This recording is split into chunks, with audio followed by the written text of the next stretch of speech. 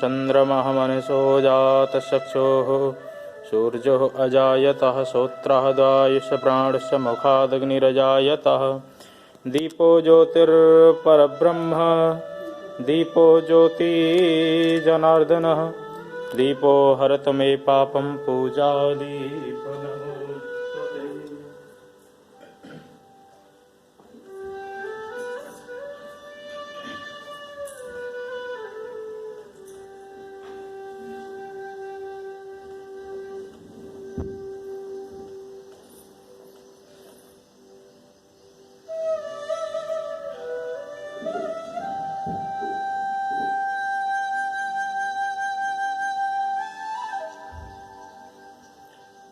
ध्येयं सदा परिभवग्नमभीष्टदोहम् तीर्थास्पदं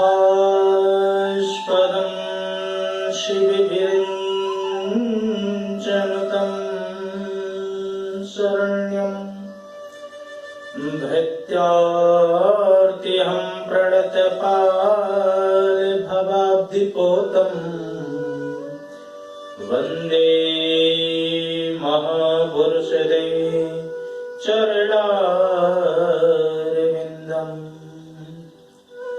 वंशी विभूषितकरा नवनीर्दामा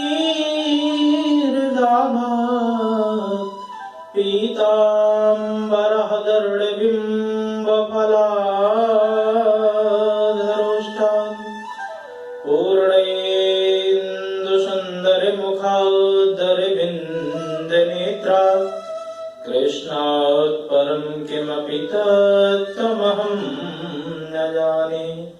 नारायणं नमस्कृत्यं नरं चैव नरोत्तमं देवीं सरस्वतीं व्यासं ततो जयमुदीरयेत्। भक्ति भक्त भगवन्त गुरु चतुर नाम बपुएक इनके पग बंधन किए सुनाशत विघ्न अनेक। ठाकुर हमें न भूलियो चाहे लाख लोग मिल जाए तुम पर हम असी बहुत हैं तुम्हें छोड़ कहाँ जाए। सब द्वारन को छाड़ के आयो तेरे द्वार हे यशोमति के लाडले जरा मेरी ओर निहार। आइए हनुमंत विराजिए कथा कहूँ मति अनुसार प्रेम भरी गादी धरूं सुबिराजिए पवने कुमार सुबिराजिए पवने कुमार। वृंदावन बिहारी लाल की जय कृष्ण कन्हैया लाल की जय जुगल जोड़ी सरकार की जय अम्बे मात की जय जगदम्बे माता की जय एकादशी महारानी की जय जय जय श्री राधे जय जय श्री राधे जय जय श्री राधे श्याम। परम मंगल में परात्पर अकारण करुणालय भक्त वांछा कल्पतरु तनिंदित विनिंदित श्री बालकृष्ण लाल के पाद पद्मों में प्रणाम करते हुए आज हम भाद्रपद के शुक्ल पक्ष की जो एकादशी है इसकी कथा में प्रवेश करेंगे। कथा में आए हुए भगवत चरणानुरागी भक्त वृंद एवं भक्तमती माताएं बहनें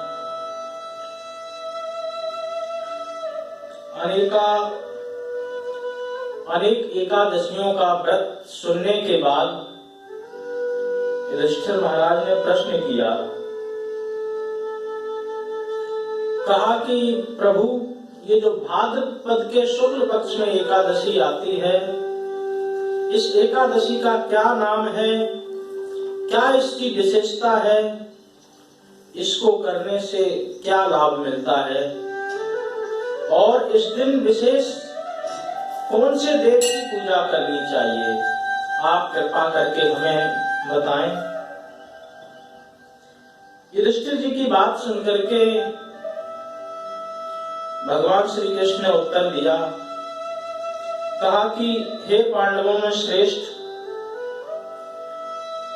अन्य एकादशियों की भांति यह भी एकादशी मोक्ष को प्रदान करने वाली है एवं समस्त पापों को भस्म करने का भी इसमें सामर्थ्य है। जो व्यक्ति इस दिन एकादशी का व्रत करता है, भगवान विष्णु जी के वामन रूप का अर्चन बंदन करता है, वो सर्वत्र वंदनीय होता है, सर्वत्र पूजनीय होता है तथा मोक्ष को प्रदान करने वाली यह जो एकादशी है, इसको प्रत्येक व्यक्ति को अवश्य करना चाहिए।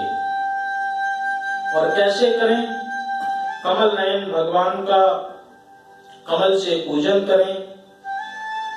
इससे विष्णु भगवान की भक्ति में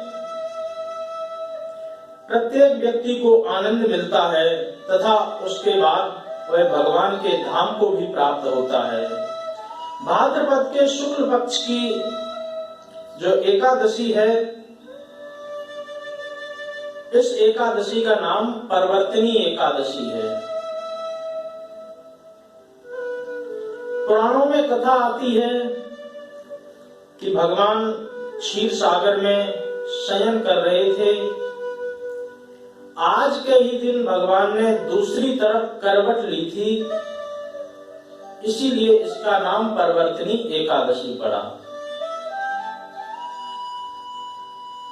तो भगवान श्री कृष्ण के वचन सुनकर के युधिष्ठिर जी ने प्रश्न किया कि हे मधुसूदन, भगवान विष्णु किस प्रकार सोते हैं और कैसे करवट लेते हैं,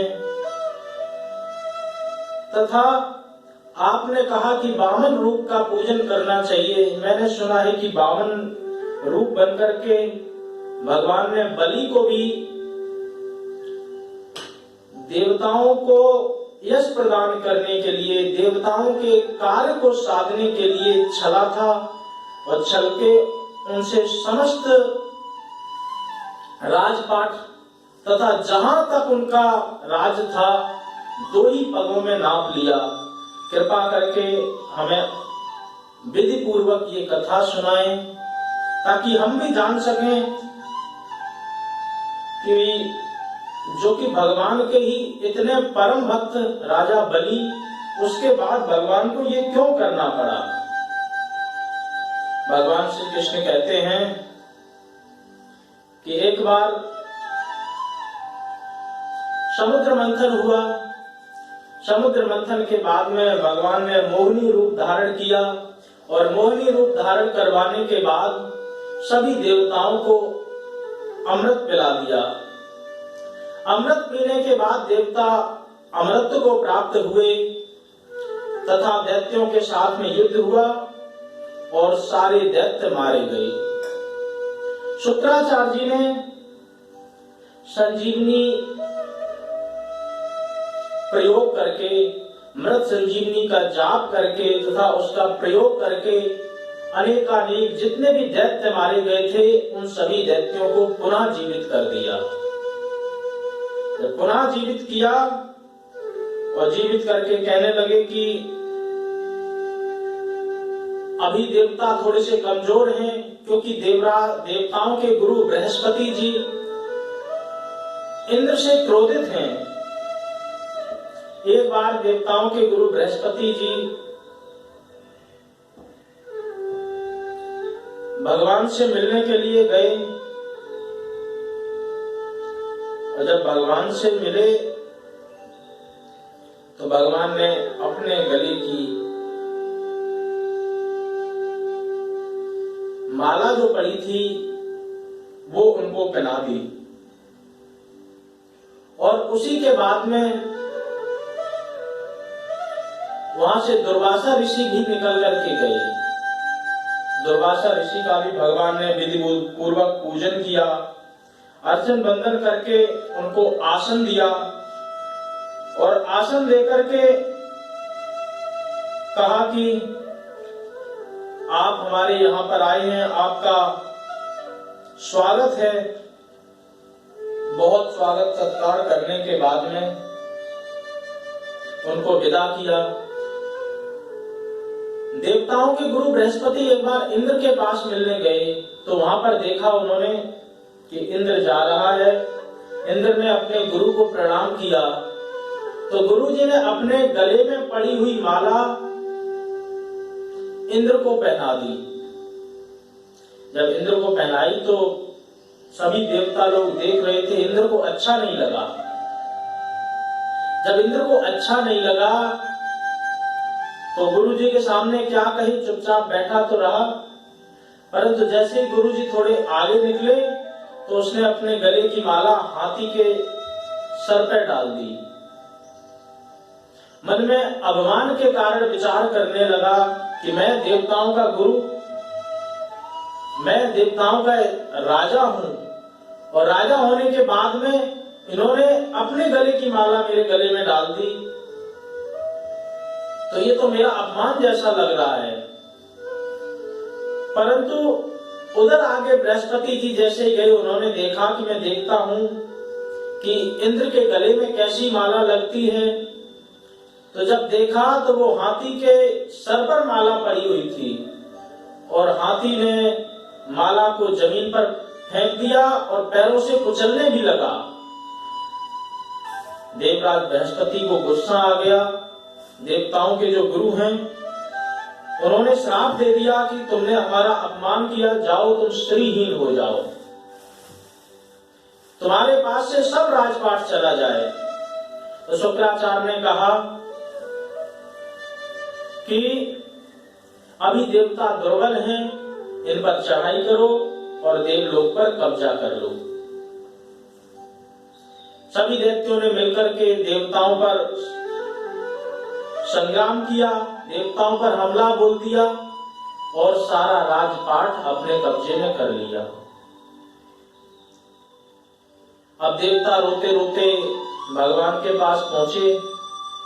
भगवान ने कहा कि गुरुजनों, साधु का अपमान करोगे तो ऐसा ही तुम्हें फल भोगने को मिलेगा। कहा कोई बात नहीं, अब प्रतीक्षा करो, समय आने पर हम तुम्हारे कार्यों को जरूर साधेंगे, जरूर तुम्हारे कार्य करेंगे। ऐसा कहकर के देवताओं को भी पुनः वापस भेज दिया। धीरे धीरे समय आया। इधर शुक्राचार्य जी ने कहा कि हे राजन, तुम जल्दी से 100 यज्ञ कर लो और 100 यज्ञ करके इंद्र के आसन पर अपना पूरी तरह अधिकार जमा लो। इधर ये यज्ञ करने लगे। उधर भगवान ने देखा कि अगर ये यज्ञ संपन्न हो गए इनके, तो फिर बेचारे हमने इंद्र को जो वचन दिया है वो हमारा वचन भी भंग हो जाएगा। तो मध्याह्न 12 बजे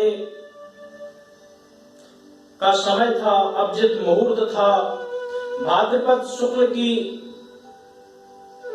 द्वादशी के दिन अदिति माता के गर्भ से वामन भगवान ने जन्म लिया।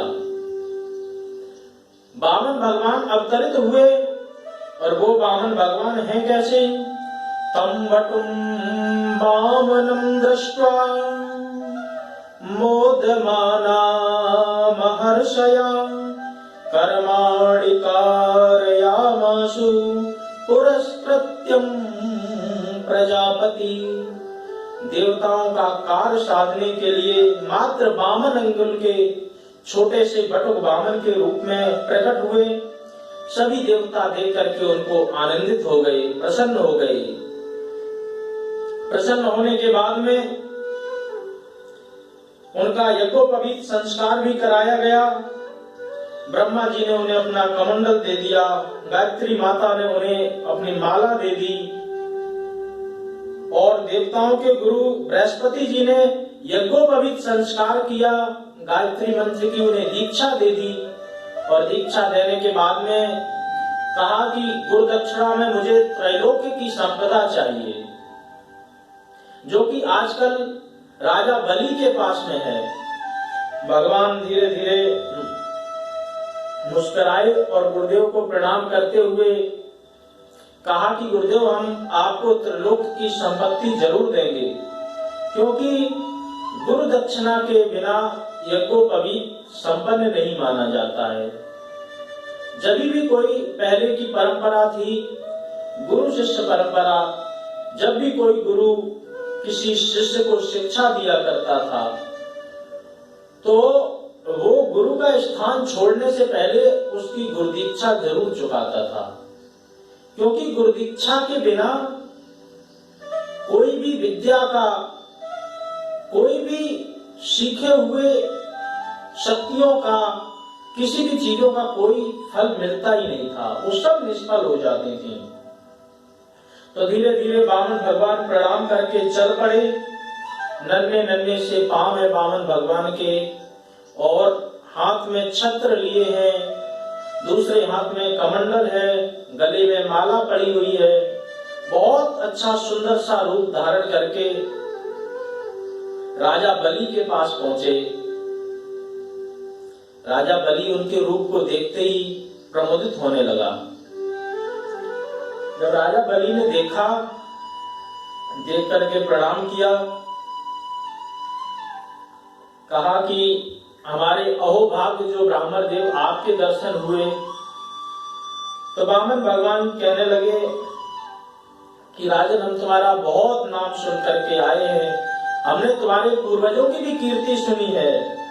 तुम्हारे महाराज हिरण्याक्ष और हिरण्यकश्यपु जो कि तुम्हारे पूर्वज थे, उन्हीं के ही वंश में प्रहलाद हुए, जिन्होंने भगवान को इतने अपने भक्ति भाव से रिझाया कि भगवान को नरसिंह के रूप में ही अवतार लेना पड़ा भक्तों की इच्छा करने के लिए। और तुम्हारे प्रपौत्र बैरोचन, जिनके दान का कितना बखान किया जाता, हम तो सिर्फ आपको ही देखने के लिए आए हैं, आपके पूर्वजों की कीर्ति को सुन करके। जब पूर्वजों की कीर्ति को सुनाने लगे तो राजा बलि बहुत प्रसन्न हुए और प्रसन्न होने के बाद में कहा कि आप मेरे लिए कोई सेवा बताएं, मैं आपको कुछ न कुछ दान देना चाहता हूं, आप मुझसे दान अवश्य लें।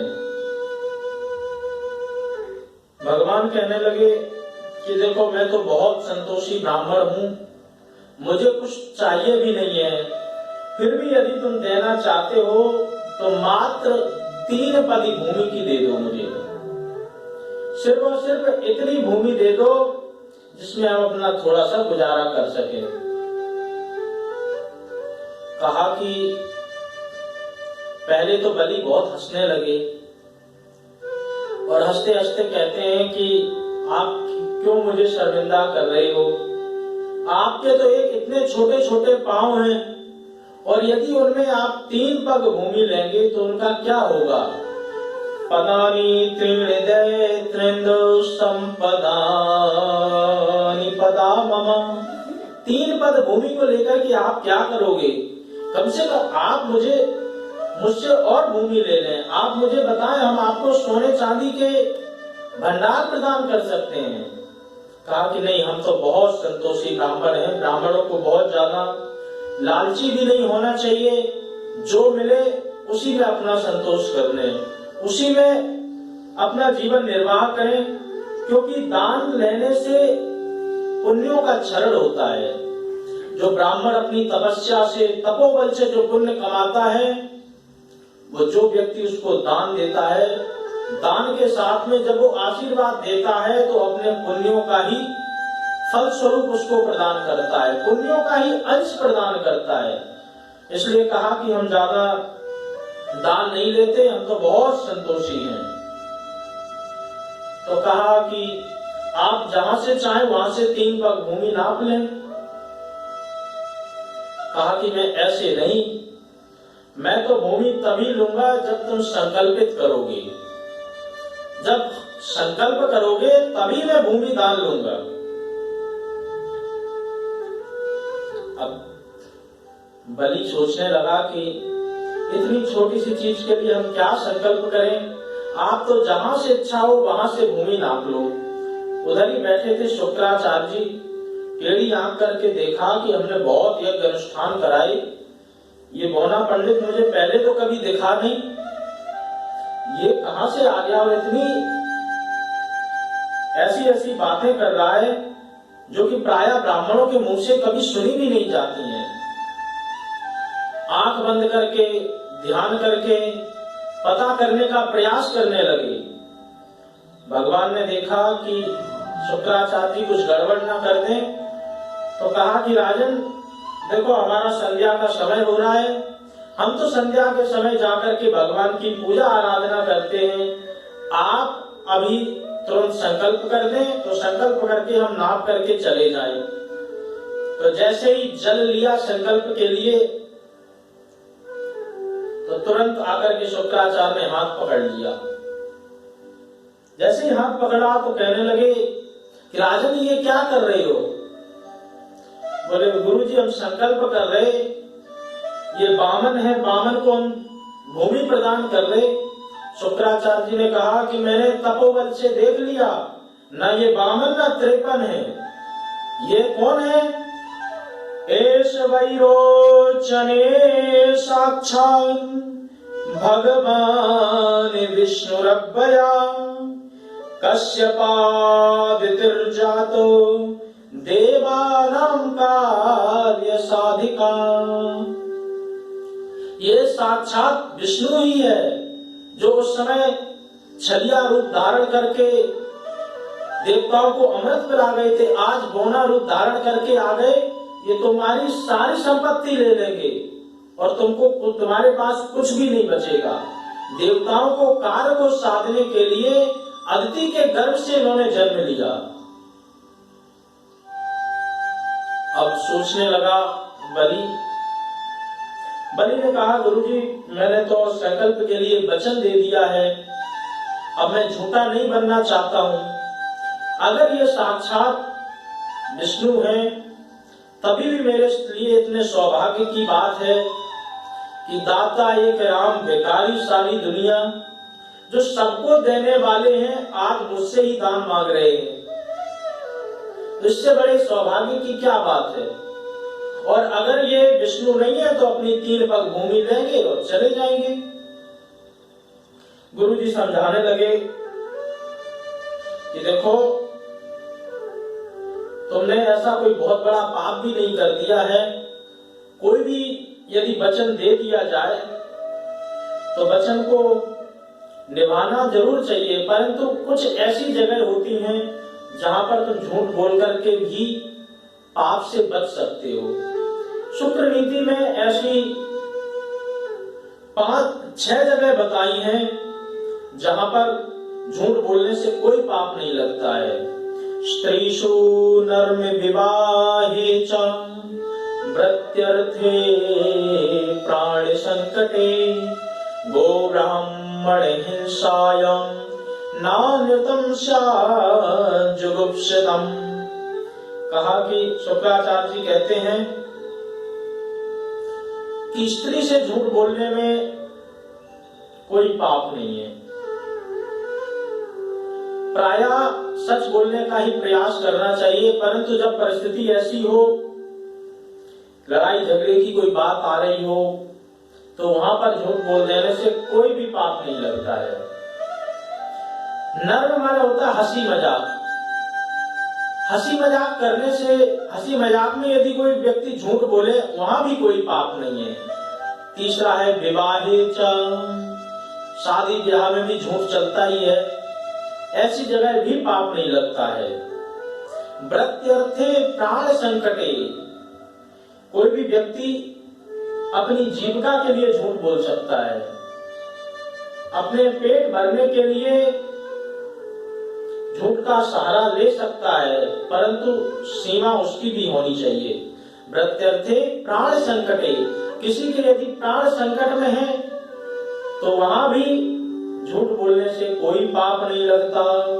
गो ब्राह्मण हिंसायाम, गाय और ब्राह्मण की हिंसा हो रही हो तो ऐसे स्थान पर भी झूठ बोलने से कोई पाप नहीं है।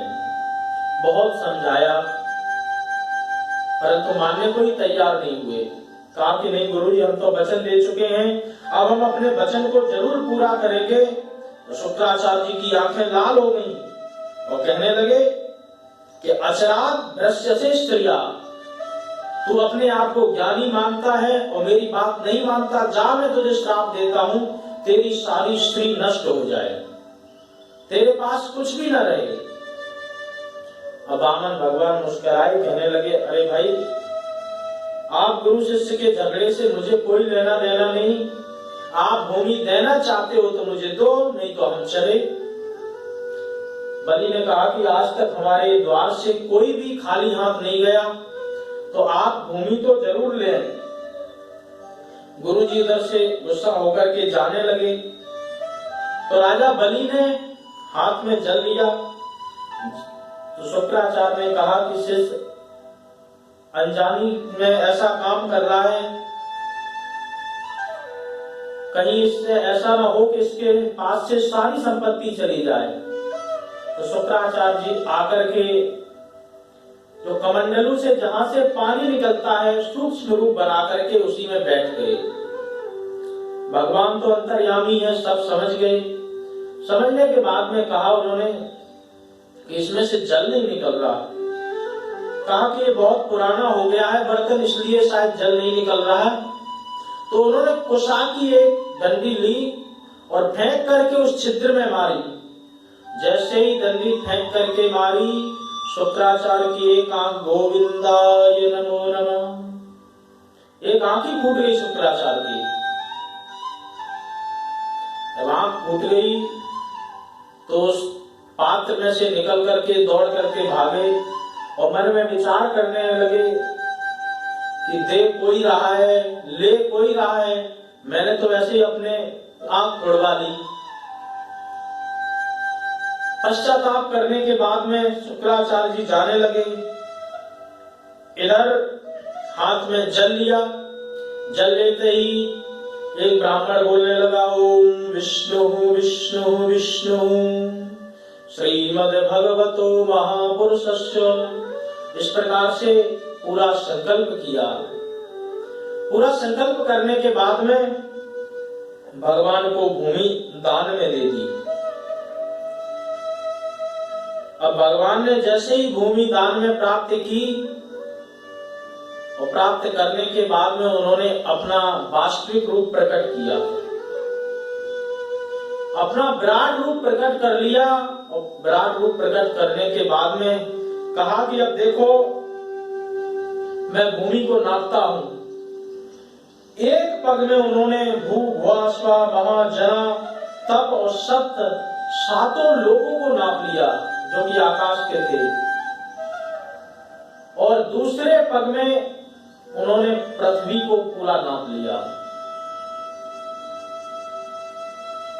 पहले पग में जैसे ईश्वर को नापा तो भू भुआ स्वा महाजना आदि को पार करते हुए सप्तलोक में उनका पैर चला गया।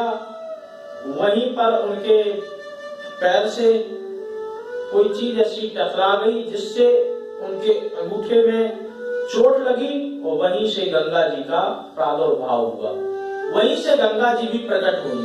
बोल गंगा महारानी की जय। जैसे गंगा प्रकट होकर के आई तो ब्रह्मा जी ने अपने कमंडलों में गंगा जी को धारण कर लिया। तो एक पैर से स्वर्ग के सारे लोगों को नाप लिया, दूसरे पैर से मृत्यु के सारे लोगों को नाप लिया, सारी पृथ्वी को नाप लिया और कहने लगे कि 2 पैरों में ही तुम्हारी सारी पृथ्वी और स्वर्ग सब कुछ आ गया है, अब तीसरा पैर में मैं क्या नापूं, तुम्हारे पास तो कुछ भी नहीं बचा। तो बलि बुद्धिमान था, बलि ने कहा कि प्रभु, दान देने वाले से, दान से दानी का नाम बड़ा होता है। जिसने कोई वस्तु दान दे दी वो तो आपकी हो गई, परंतु जिसने दिया है वो तो अभी बचा है। तो तीसरा पैर आप मेरे सर पे ही रख लो। पदम तृतीयम कुरु शीर्ष मे निजम, तीसरे पैर को आप मेरे सर पे ही रख लो, और जैसे ही आप मुझे मेरे सर पे रखेंगे तो मेरे वचन का भी पालन हो जाएगा और मैं भी आपको अपने आप को दान कर दूंगा। भगवान प्रसन्न हो गए और तीसरा पैर बलि के सर पे रख दिया। उसी दिन से शब्द पड़ा बलिदान, जो अपना भी सर्वस्व दान कर दे उसी का नाम है बलिदान। तो राजा बलि के द्वारा ही ये दान दिया गया था। तो उसके बाद में भगवान प्रसन्न हुए और प्रसन्न होने के बाद में कहा कि वरदान मांग लो। मैंने तुम्हारे जैसे दानी बहुत देखे परंतु तुम्हारे जैसा कभी दानी नहीं देखा, आप कोई वरदान मुझसे मांग लो। तो राजा बलि कहने लगे कि प्रभु, मुझे तो वरदान में बस यही चाहिए कि जो आपके रूप का मैं सदा दर्शन करता रहूं, आप हमारे यहाँ पर रहें और रह करके जब भी मैं राज्य में आऊं जाऊं आपके सदा दर्शन होते रहें। तो भगवान ने कहा अच्छा ठीक है, हम तुम्हारे द्वार के द्वारपाल बनते हैं और 14वें मनवंतर में तुम आगामी इंद्र बनोगे।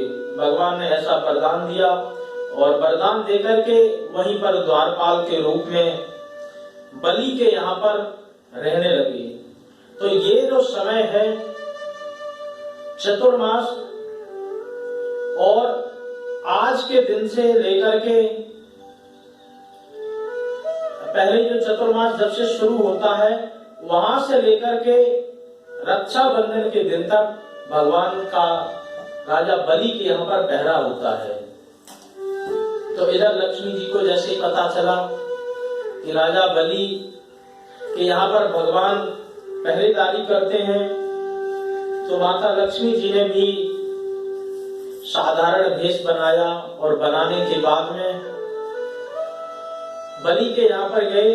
बलि के हाथ में राखी बांधी और राखी बांध करके जो कि पुरस्कार देते हैं भाई बहनों को, तो उसी रूप में राजा से वामन भगवान को ही मांग लिया। जैसे ही वामन भगवान को मांगा तो लक्ष्मी जी भी प्रसन्न हो गई और दोनों बैकुंठ धाम में निवास करने लगे। भगवान कहते हैं कि हे युधिष्ठिर, इस एकादशी जो परवर्तनी एकादशी है, इसमें भगवान ने वामन रूप धारण करके ऐसी विधिवत लीलाएं की हैं, ऐसी विधिवत लीलाओं को करके भक्तों को विशेष आनंद प्रदान किया। 3 पैरों में भूमि को नाप लिया और राजा बलि की भी इच्छा को पूरा किया तथा बेरोचन के जो पुत्र बलि थे, भाद्रपद की शुक्ल परवर्तनी एकादशी में बलि को उन्होंने वरदान दिया और वरदान देने के बाद में पुनः अपने क्षीर सागर में शयन करने लगे। ये एकादशी में भगवान करवट बदलते हैं, इसलिए इसका नाम परवर्तनी एकादशी होता है। इसलिए तीनों लोगों के स्वामी भगवान विष्णु का आज के दिन विशेष पूजन अर्चन बंदन जरूर करना चाहिए और आज के दिन तांबा चांदी और दही आदि का भी दान का विशेष महत्व होता है। रात्रि के समय जागरण करें, विधि पूर्वक एकादशी का व्रत करें तो समस्त पापों का क्षरण हो जाता है, समस्त पाप नष्ट भ्रष्ट हो जाते हैं और मनुष्य के जैसे ही पाप नष्ट होते हैं, नष्ट होने के बाद में वह वैकुंठ धाम का अधिकारी हो जाता है, उसको वैकुंठ की प्राप्ति हो जाती है। तो भगवान कहते हैं युधिष्ठिर से कि एकादशी का व्रत प्रत्येक व्यक्ति को करना चाहिए, क्योंकि ये जीवन जो है ये उपासना के लिए ही है। जितना हो सके भगवान की उपासना करें। भगवान ने हाथ दिए हैं, हाथों से परमात्मा की सेवा करें। पैर दिए हैं, पैरों से भगवान के जो केंद्र बिंदु हैं, जो भगवान के धर्म स्थल हैं, उनमें जाएं, परिक्रमा लगाएं। आंख दी है, आंख से भगवान को निहारते रहें, भगवान को देखें। कान दिए हैं, कान से भगवान की अद्भुत महिमाओं का वर्णन सुने। जो भी लीलाएं होती हैं, भगवान के चरित्र होते हैं, उनको कान से सुने। मुंह दिया है, मुंह से भगवान की आराधना करें, प्रार्थना करें, अर्चन करें, वंदन करें, क्योंकि केवल मनुष्य ही ऐसा है जिसको भगवान ने भक्ति करने का विशेष अधिकार दिया है। बाद बाकी 84 लाख योनियों में किसी को भी ऐसा अधिकार प्राप्त नहीं है। और ये मनुष्य के पास भी यदि ना भक्ति है, न ज्ञान है, न तपस्या है, न वैराग्य है, तो ऐसे व्यक्ति का भी यहाँ पर बताते हैं नीतिकार की जीते जी तो वो धरती का भार है और मरने के बाद भी उसकी कोई गति नहीं है। जीते जी मृग के समान ही चल रहा है।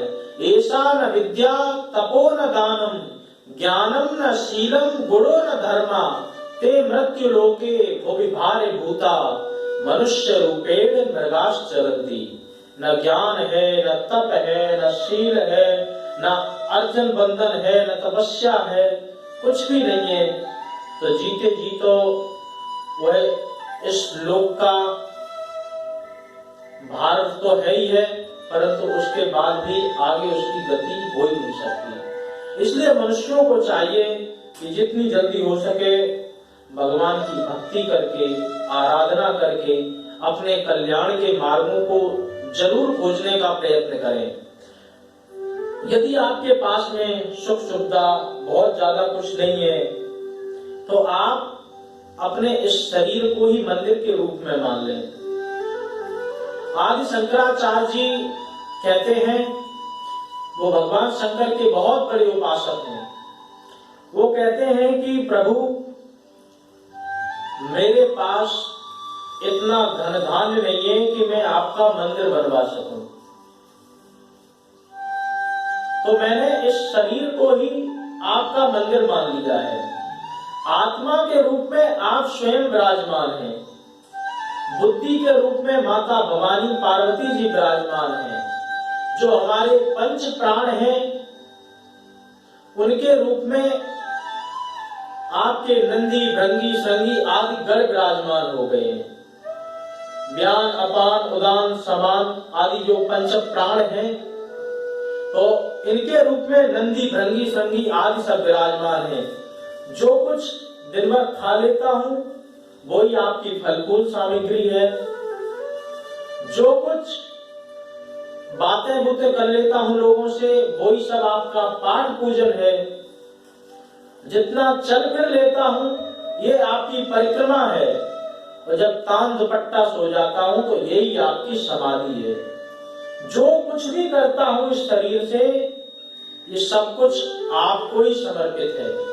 और शंकराचार्य जी के ही शब्दों में सुने, आत्मा त्वं गिरिजा मति सहचरा प्राणा शरीरम ग्रहम पूजा ते विषयोग भोग रचना निद्रा समाधि स्थिति संचारः पदयो प्रदक्षिण विधि स्तोत्राणि सर्वागिरो यत् यत् कर्म करोति दखलम शंभो तवाराधनम शिव शंभो तवाराधनम। जो जो इस शरीर से हो रहा है सब आपकी ही उपासना है। बताओ इससे अच्छा आपको क्या सौभाग्य मिलेगा? आपका कुछ भी लगा नहीं और सारी तपस्या का, सारी पूजन का आपको फल मिल गया। पहले के जमाने में जो आज भी जो बड़े बड़े साधु संत हैं वो ज्यादा मंदिरों में इधर उधर नहीं जाते हैं, क्योंकि उनकी स्थिति इतनी ऊंची हो गई, वो जान चुके हैं। तो क्या करते हैं, आंख बंद करके इस मुद्रा में बैठ जाते हैं और मन में ही भगवान की आराधना करने लगते हैं। भगवान को माला पहना रहे हैं, भगवान को भोग लगा रहे हैं। वो सूक्ष्म रूप से ही मानसिक पूजा करते हैं और उस मानसिक पूजा का इस कलकाल कलयुग में बहुत बड़ा फल है। कलयुग केवल नाम आधारा, सुमिर सुमिर नर उतरई पारा। कलयुग केवल हरि गुण गाहा, गावत यह पावत हरि थाहा। इस कलकाल कलयुग से जो भी व्यक्ति नाम का आश्रय लेता है, भगवान की भक्ति का आश्रय लेता है, भगवान के नाम संकीर्तन का आश्रय लेता है, वो इस कलकाल कलयुग में केवल और केवल इन्हीं माध्यमों से अपने मोक्ष का द्वार खोज लेता है। अन्य युगों में अनेक वर्ष करके तपस्याएं करनी पड़ती थी, तब जाकर के कहीं प्रभु मिलते थे। और यहाँ हरेर नाम नामैव केवलम कलौ नास्तैव नास्तैव नास्तैव न निगम्यथा। केवल और केवल हरि का नाम लेने से ही आप वो सभी फल पा सकते हैं, सभी फल की प्राप्ति कर सकते हैं जो अंत युगों में आपको करोड़ों वर्ष की तपस्या करने के बाद में प्राप्त होती थी। तो इसलिए प्रत्येक व्यक्ति को चाहिए। और इस कलयुग की एक विशेषता और बताई तुलसीदास जी ने कि मन से यदि आप कोई भी काम करते हैं, मन से आपने अच्छा काम किया तो आपको इसका फल पूरा मिलेगा, और मन से यदि आपका कोई गलत काम हो गया तो उसका कोई पाप भी नहीं लगेगा। तुलसीदास जी कहते हैं मानस पुण्य होए नहीं पापा। पुण्य तो होए पर पाप नहीं होए। मानस पुण्य होए नहीं पापा, कलयुग करे पुनीत प्रतापा। अब इससे बड़ा आरक्षण और क्या चाहिए? भगवान ने कितनी विशेष छूट दे रखी है कि मन से अगर तुमने किसी का भला सोच लिया, किसी का अच्छा सोच लिया, जाओ वो तुम्हारे पुण्य के खाते में चला गया। मन से किसी के बारे में कुछ कुटिल बोल दिया, चलो वो तुम्हारा सब माफ है। लोग कलयुग को ही दोष देते हैं, लेकिन कलयुग में तो ऐसी ऐसी कितनी अच्छी विशेषताएं हैं। तो इसलिए इस कलकाल कलयुग में प्रत्येक व्यक्ति को भगवान का आश्रय लेकर के अपने मोक्ष की तरफ जाने का प्रयत्न जरूर करना चाहिए, क्योंकि ये संसार जो है ये बहुत दुष्कर है। संसार एक अंधे कुएं के समान है। संसार में कष्ट ही कष्ट हमेशा दिखता है और हम सुख को ढूंढने का प्रयत्न इसी संसार में करते हैं। यही हमारी सबसे बड़ी भूल है। जबकि संसार में नाम मात्र को भी सुख नहीं है। कभी कभी कोई चीज हमें मिल जाती है तो थोड़ी देर के लिए हमें अच्छा लगने लगता है, सुख की अनुभूति करने लगते हैं, परंतु वो वास्तविक सुख नहीं है। वो तो क्षणिक मात्र आपकी इच्छा पूर्ति हुई। इच्छा पूर्ति के बाद में जो आपको मन को संतोष मिलना चाहिए सिर्फ वो ही मिलता है। परंतु यदि आप सच्चे मन से परमात्मा की भक्ति करते हैं, परमात्मा के चरणों का आश्रय लेते हैं, नाम का आश्रय लेते हैं, तो उसके बाद में जो आपको आनंद मिलेगा वो साक्षात वास्तविक सुख है। केवल और केवल नाम का ही आश्रय लें और भगवान की भक्ति का ही आश्रय लें, वही हमारा है। बाद बाकी इस संसार में कुछ भी नहीं है। खाना पीना सोना पशुओं का भी काम, मानुष में सिर्फ एक गुण, जपे राम का नाम। खादते मोदते नित्यम सोनिका सुकरा खरा, तेषाम वेशम विशेषों का भद्राम एशाम तादृशी। अगर पशु पक्षियों की तरह मैंने भी खाना पीना सीख लिया, हम सबने भी यदि यही काम सीख लिए, तो उनमें और हमें क्या अंतर रहा। बच्चे पालना पशुओं को भी आता है, हम भी बच्चे पाल लेते हैं। इसीलिए मानुष जन्म जो है ना बहुत दुर्लभ है, ये बार बार नहीं मिलता है। ये अनेकानेक 84 लाख योनियों से गुजर करके हमें जाना पड़ता है, तब हमारे जब अच्छे कर्म और बुरे कर्मों का भी विभाजन देख करके तब हमें परमात्मा ये अवसर देते हैं। और परमात्मा जब ये अवसर देते हैं, अवसर क्या, एक अपॉर्चुनिटी आपको दी गई है कि आप समझदार हो तो इस जन्म में ही अपना कोई ना कोई उद्धार कर लो, नहीं तो पुनरपि जन्मम पुनरपि मरणम पुनरपि जननी जठरे शयनम, इहि संसारे बहु दुस्तारे, कृपया पारे पाहि मुरारे। बार बार इस संसार में आना पड़ेगा, आके फिर जाना पड़ेगा, जाके फिर आना पड़ेगा। ये जो संसार का चक्र है ये हमेशा घूमता रहता है। तो इसलिए भगवान की तरफ विशेष ध्यान होना चाहिए हमारा। पहले होता था कि हम कोई भी कार्य प्रारंभ करते थे या कुछ भी करते थे, भगवान से शुरुआत करते थे। सारे कामों को छोड़ करके भगवान की भक्ति के लिए हम समय निकाला करते थे, और आज भगवान की भक्ति को छोड़ करके सारे कामों के लिए समय निकाल रहे हैं। पहले होता था सुबह जल्दी उठ करके भगवान की पूजा अर्चना वंदना करना है।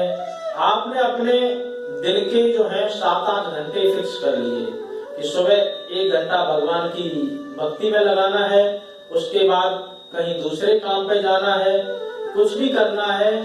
यदि उस दिन आप थोड़े से लेट जगे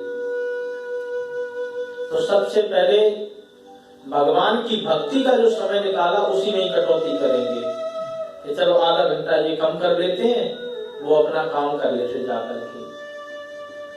तो धीरे धीरे हम भगवान की भक्ति से विमुख होते जा रहे हैं और अन्य कामों में फंसते जा रहे हैं। परंतु ये इस काम के लिए तो नहीं आए थे। संसार में हमें भगवान ने यही गोरख धंधों के लिए तो नहीं भेजा था। इस पर भी विचार करना चाहिए कि मैं इस संसार में क्यों आया हूं, और इस संसार में आकर के हमारे कर्तव्य क्या है। जब मां के पेट में जीव रहता है तो भगवान से बहुत प्रार्थना करता है, क्योंकि वहां इतनी गंदगी होती है। तो भगवान से प्रार्थना करता है, हे प्रभु इस नरक से अब मुझको बाहर कीजिए। और क्यों बाहर क्यों आना चाहता है? और भक्ति करने के लिए एक बार मौका दीजिए, भक्ति करना चाहता हूँ। चलो, सुनकर तेरी प्रार्थना भगवान ने अवसर दिया, समय पूरा हो चुका था गर्भ से बाहर किया। भगवान ने तो अपना काम कर दिया। बाहर आते हो क्या हुआ? बाहर आते ही तुझे माया ने फिर घेरा दिया, याद अंदर की भुलाकर बस में अपने कर लिया। परंतु उम्र तो थोड़ी है, खेलने हंसने व रोने में तेरा बचपन गया, आई तरुणाई तो तरुणी का पति तू बन गया। विषय भोगों में ही तेरा समय फिर जाने लगा, करके मदरा पान गंदे गीत भी गाने लगा। बीड़ी सिगरेट पान खाने में मजा आने लगा, मछली, मुर्गी, अंडे, बकरी, भेड़ सब खाने लगा। इसीलिए आए थे, सब खाने लगा। बन गया क्रोध, कामी व क्रोधी, लोभ मन पर छा गया। भूल कर जो वादा किया था भगवान से कि भक्ति करने के लिए जा रहा हूं, भूल कर वादा खोटा ही मन को भा गया। चलो थोड़े दिन का मौज मेला, था बुढ़ापा आ गया। अकल सूरत सकल ज्योति, काल सबको खा गया। होश अब आई है, अब वो चीजें सब याद आने लगी कि हम क्यों आए थे। होश अब आई है जब सब अंग जर्जर हो गए, कांपते हैं हाथ थर थर, पैर मानो सो गए। किसी बहुत बूढ़े व्यक्ति को देखो और देख करके इमेजिन करो तो एक बार तो अपनी भी रूह कांप जाती है कि हमें भी ऐसा ही होना पड़ेगा, है ना। तो कुछ भी नहीं, कानों से सुनता नहीं, आंखों से दिखता मंद है, देह से शक्ति गई, अब चलना फिरना बंद है। फूल यौवन का तेरा जब सूख कर कुमला गया, आज वादा गर्व का वह याद तुझको आ गया। जब भगवान से वादा किया था कि मैं भक्ति करने के लिए जा रहा हूँ, मुझे कोई भक्ति के लिए मौका दें, शुभ अवसर दें, तब तो उन्होंने दिया। हमें तो माया ने ऐसा लपेटा हम सब भूल गए, परंतु आज जब आ गया याद तो कोई बात नहीं, अब भी कर पुरुषार्थ, बिगड़ी बात सब बन जाएगी, नाम जप कर साधना की शक्ति तुझ में आएगी। और वो शक्ति कैसे आएगी, कब आएगी? उन्हीं सब शक्तियों को लेने के लिए अनेकानेक इस धरती पर व्रत हैं, पूजन है। भगवान ने अपना साक्षात विग्रह भी प्रदान किया है कि आओ, आकर के हमारे पास आओ, आकर के देखो, हो सकता तुम्हें नाम की शक्ति प्रदान कर मिल जाए, तुम्हें भक्ति करने की सुध आ जाए। इसीलिए बार बार मंदिर में आओ, बार बार धर्म स्थानों पर आओ। हो सकता वो जो घर में याद, जो वादा किया हमने भगवान से, वो हमें याद आ जाए, हम अपने सही मार्ग को पहचान लें, हम अपने इष्ट को जान लें, हम अपने प्रभु को जान लें, और बार बार इस संसार में हमें ये आवागमन से छुटकारा मिल जाए।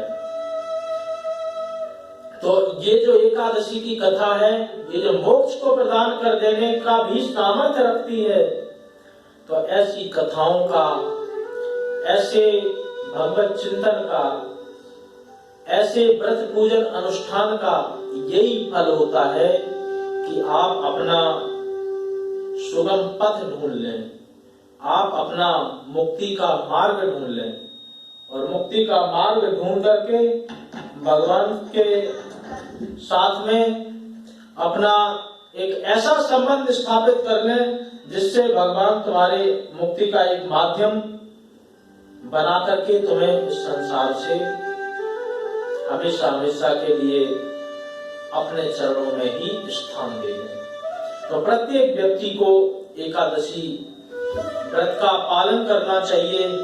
एकादशी के व्रत के पालन से व्यक्ति के पाप तो भस्म होते ही होते हैं, तथा मनोवांछित फल की भी उसको प्राप्ति होती है। जो भी मन में कामना लेकर के व्यक्ति व्रत अनुष्ठान करता है,